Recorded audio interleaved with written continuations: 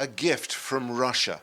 That's the ironic description of the residents of this housing block in Nikopol of the artillery shell that ripped open their apartments on the 1st of December. You can't predict when the next shelling will start.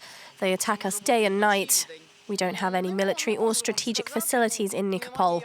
There are residential buildings, kindergartens and so on. I don't know why they are targeting us. What's going on in their heads?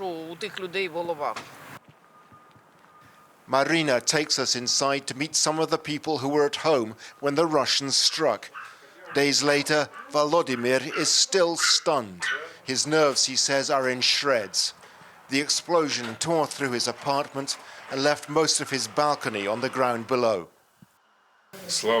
We were at home, but thank God we were in the kitchen when the missile struck. There was a huge explosion. All the windows and window frames were blown out.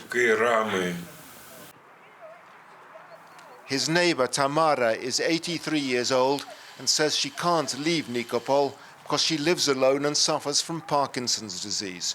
She's burning with rage at the misery Russia has inflicted on Ukraine.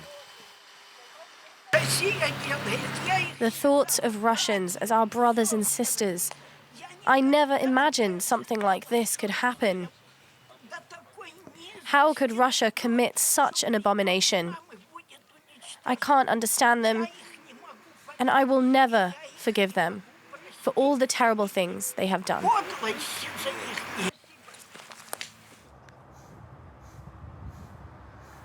The streets of Nikopol this December are cold and empty. Those still here rarely venture far from their homes. Most have fled in terror. Because Nikopol lies uniquely and nakedly exposed to Russian artillery just 5 kilometers across the Dnipro River. And what you can see in the distance over there is the Zaporizhzhia power plant, currently occupied by the Russians. They've been shelling Nikopol day and night since July. Over 30 civilians have been killed, over 1,000 houses, private houses, destroyed. We've been told that we need to get out of here as fast as possible.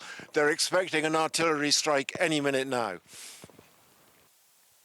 Safely out of the city, we can see just how vulnerable Nikopol is. Ukraine says the Russians are firing from the nuclear power station. They daren't hit back for fear of causing a nuclear disaster.